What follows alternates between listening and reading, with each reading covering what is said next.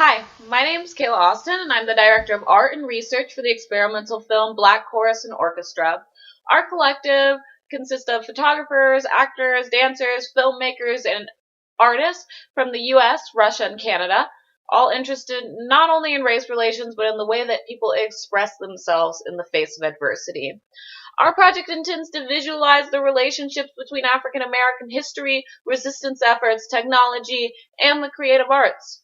My work focuses on how cultures interact with one another. And initially, I studied the relationship between Islam and South Asia. But as I met people who had never met a black person before, I began to realize that I was a lot different from the stereotypical criminal blacks shown in films and videos that are broadcasted abroad.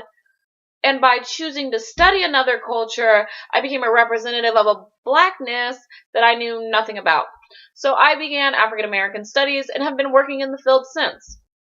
Mass incarceration finds its origins in the slave system of the early United States. Laws were constructed by politicians who put the economic interests of the nation over the well-being of its citizens.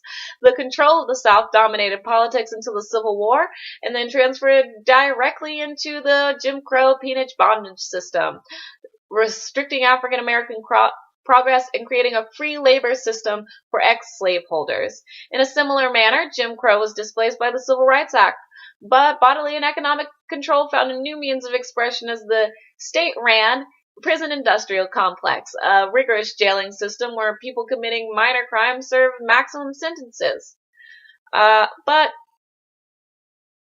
this moment in U.S. history is critical. The racial tension in our nation is rising to the surface again. Hate crimes and police brutality are recorded and dispersed through the internet and social media to international audiences at ever increasing rates.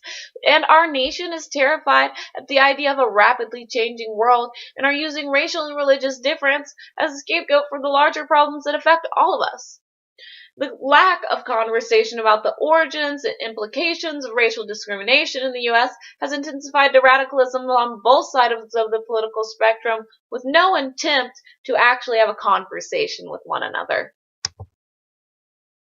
With little attempt. But there is a growing interest in knowing about race in the United States.